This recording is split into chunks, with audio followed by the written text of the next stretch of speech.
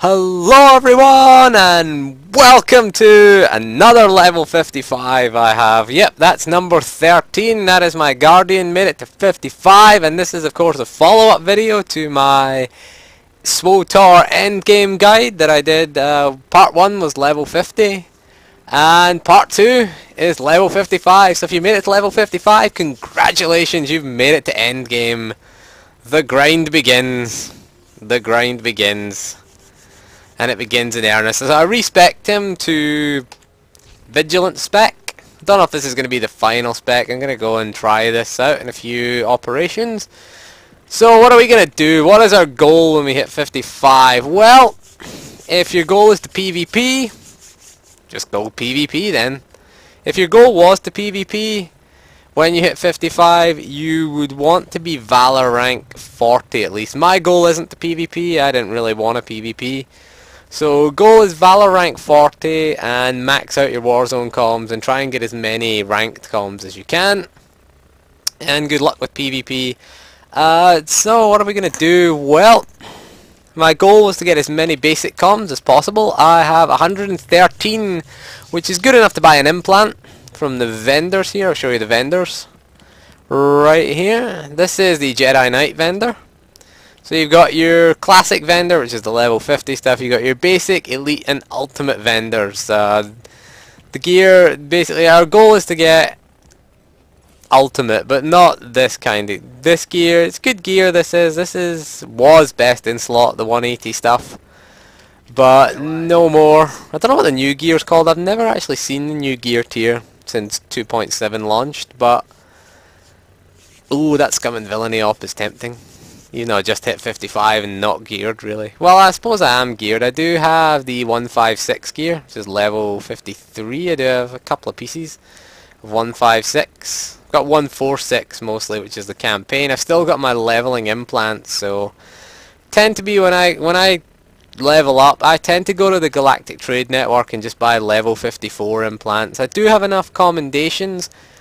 However, I would recommend getting an offhand as one of the things that you buy for basic comms. You can get a main hand if you go to CZ198. If you want a blue 156 main hand, you can get one from doing the Titans of Industry quest. So that should be your first destination when you hit 55, is go to CZ198, do the Zerka quests, and you should be queuing really for the tactical flashpoints. So if you do the Zerka weekly quest at first, if this is your first character, the best idea is to do Zerka Corporate Labs, Zerka Core Meltdown, which are going to be part of the Titans of Industry quest, plus all the Zerka dailies. They will net you a lot of basic comms, and Zerka Corporate Labs and Zerka Core Meltdown will have a chance to drop 156 gear. It's only blue 156 gear, but it's still good enough. If you want to get into raids, 156 is about the minimum, unless you're watching this in 2.8, in which case just click Group Finder and join the queue. You'll get bolstered. We'll talk about that in another video though.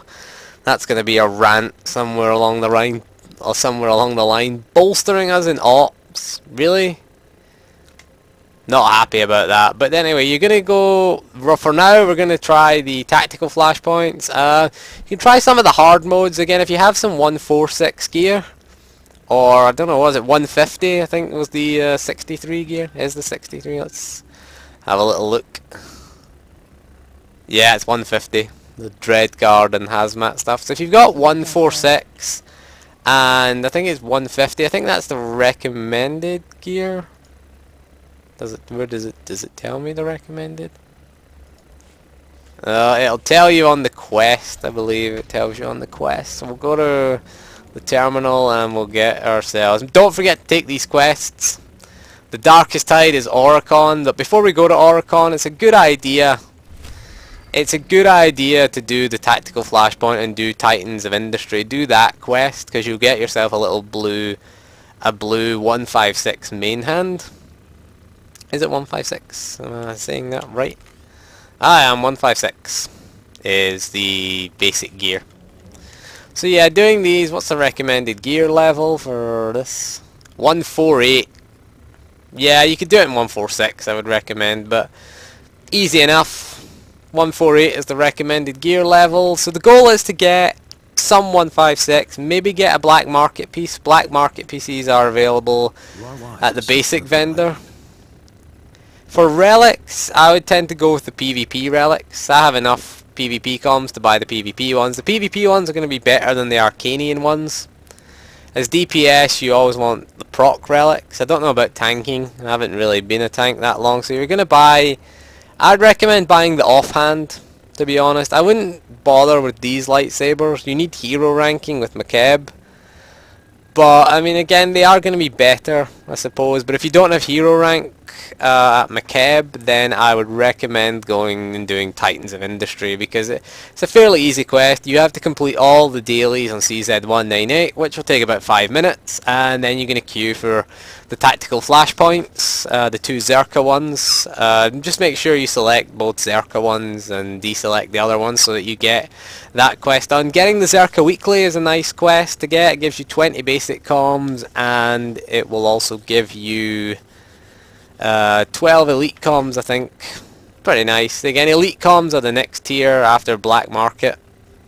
We can also get, when we get into operations, our goal is to get into operations, but our goal first of all is to do CZ198, and then we're going to do Oricon. So if we can get an offhand, if we can get a generator, they're 140 comms, so if you can get one of them, that would be nice.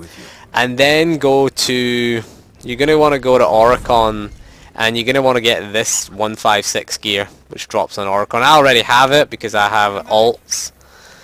And remember, it is BOE, binds on equip, so you can send it to your alts if you don't need it. So you want to get some of this gear, the 156 gear, and then you're going to want to do some operations. 156 gear is enough to do most operations. Let's see what the ops recommend. We'll go pick up everything here. Apart from...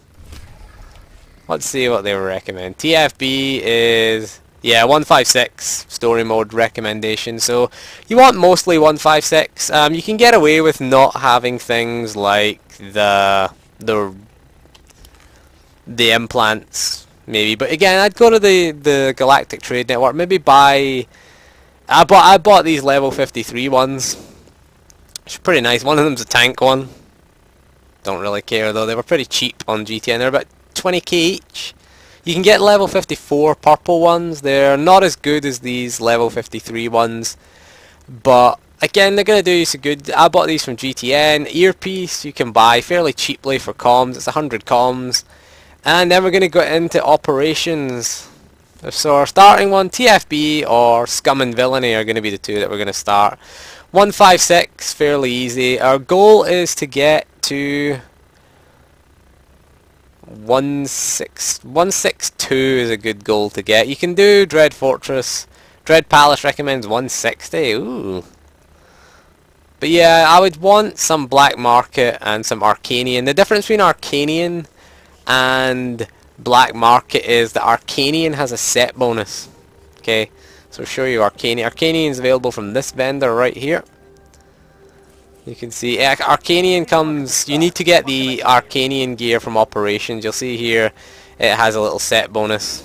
Increase the damage dealt by Ravage and Master Strike. Again, we do want the set bonus. I tend not to bother with the Arcanian one and go for the next tier, which is the Verpine and the Underworld. Verpine, pretty decent. It is 168 gear. So we tend to go with 156. 162, 168, 180 tends to be the top end, unless when you get to full 180 you can start doing nightmare mode operations, but I haven't ever tried any nightmare ops yet. Too scared to try them. So yeah, we've got, I mean, again, our Underworld things again gives us the set bonus. Underworld set bonus items are really sought after. Some people say the set bonus is better than, like, Underworld armoring with the set bonus is better than the 180 armoring, which has greater stats. The set bonus is linked to the armoring of the piece. If you remember, if we look at our pieces, there's armoring, mod, enhancement. Set bonus only comes from the armoring, so if you have like a 180 chest and an Underworld chest drops, it's worth taking the 168 armoring and putting it in the 180 chest if it gets you the set bonus. Some classes it's necessary, like the Marauder there that we saw. Again, Master Strike, 8% damage boost What can I get you? for Master Strike. What is this? This is heavy armor. What's the other one? Reduces the minimum range of saber throw by 10 meters. And increase the damage dealt by Force Scream or Blade Storm by 8% is our DPS set bonus. Again, we're going to be using Blade Storm, we're going to be using, well, Force Scream's the 5th one. Saber Throw, reducing its range to 0 because its minimum requirement is 10 meters. Yeah, so it reduces the range requirement to 0. That's pretty good. It's good for generating focus, because don't forget that Saber Throw is one of our focus builders, so that probably would be better for us to have the set bonus over the gear. Tend to find that it's very difficult to get a set bonus in this game. It's really difficult. I've only ever got the set bonus on 2 of my 13 characters. I only have the set bonus on 2 of them because everyone's needing for that gear. Everyone's needing for that Underworld gear. Underworld gear drops in Terror from Beyond and Scum and Villainy hard mode, and it also drops in Dread Fortress, Dread Palace story mode. So again, it doesn't take very long to gear up. I don't have to gear this guy up because I have 2 alts at max elite comms, so I am gonna start with full Verpine gear really, and probably I'll get a 180 main hand. I'm gonna go get the lightsaber. I'm gonna go buy a legacy bound lightsaber from my Sentinel and just get the 180 main hand that my Sentinel has. So I mean, it's kind of easy.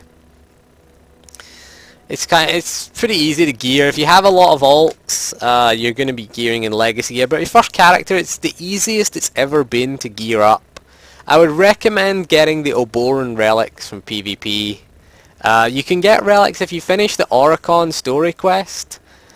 You can get relics there. You get Arcanian ones. I wouldn't recommend getting them. The PvP ones, they don't have as good as stats passively, but they do have better activated stats. So there's 700 comms each, 1400 you're going to need for both of them, obviously. I've still got these level 45 antiviral kits, which I'm going to give away, which I'm going to send to another alt because they're bound to legacy. But again, when I hit 55, I have nearly maxed out 2,721 out of 2,750, so I can afford to get both of them. I don't really like endgame PvP personally, but again, if you were doing PvP, your goal before you hit 55 is to get 40 Valor. That way you can buy ranked Warzone comms as well as, and you can convert your Warzone comms into ranked Warzone comms. I haven't. My Valor's what, 20? Halfway there. Didn't really do much PvP with Akodan. So that's really it. I mean, your goal is to get through the operations. You want to start Terror from Beyond is a good starter operation, nice and easy. Remember to pick up these weeklies from the terminal. There is a one-time quest you can get. It's just outside the operation. Just if you see a little quest triangle, don't forget to go and get the one-time quest, because what you get from that one-time quest, you get 5 ultimate comms, you get 2 mass manipulation generators and 2 exotic element equalizers, which are very important for crafting. If you want 180 barrel or hilt crafted, you're going to need exotic element equalizer, mass manipulation generators. They're 2 of the most sought after things. If you don't want anything crafted, sell them on the GTN. You can get about, depending on your server, maybe about 500,000 credits per mass manipulation generator if you don't want anything crafted. I probably will sell them because I don't need to get anything crafted. I'll just share the main hand with my Sentinel because, you know, the stats are the same. Both use strength. I do have a tank main hand. I do have the 162 tank main hand. So I'm going to work on his DPS gear at first, and then I'm going to work on his tank gear. So probably get the DPS gear from Legacy and do some operations and then work on his tank gear. So that's going to be my goal for this character. I'm going to try tanking. I leveled as a tank. I found it pretty fun. It was really fun tanking Kuat Drive Yards. You should try that. I'd recommend tanking Kuat Drive Yards. It's an awesome experience. But again, that's all for this video. If anyone's got any questions about gearing or anything like that, what gear you should do. I mean, again, if you just look at the weekly quest, it will tell you. 156 is not hard to obtain these days because we have Oricon. Oricon is available as soon as you hit 55, but I don't recommend going there because it is a little bit hard. It is a bit hard. You're going to have to interrupt things. You're going to have to use your stun. You're going to have to use luck at times. You know, so you're going to have to be... You want to get a little bit of gear before you go to Oricon. That's why I always say before you hit 55 is get as much basic comms as possible. Because they are decent. I mean, if I was doing this as a first character, I'd try and get 140.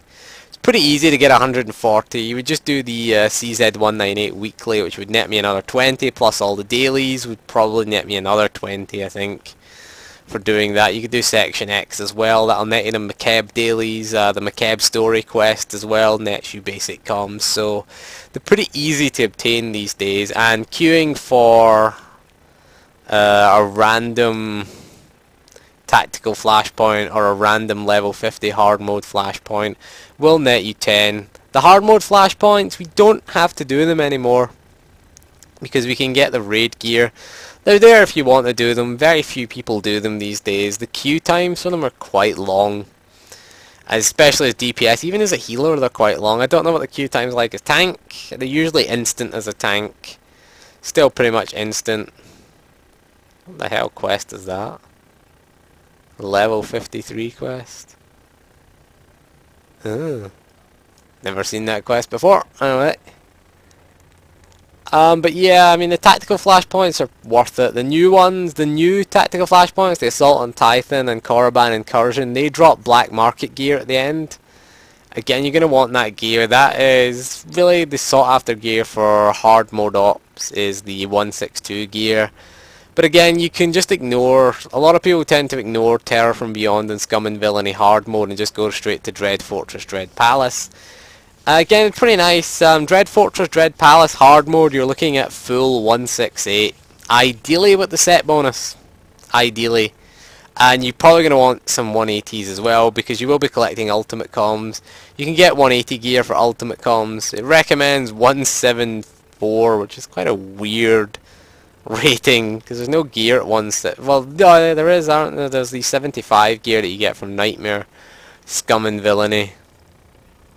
Yeah, that is a solo quest. I'm pretty sure that is a solo quest that guy can't do.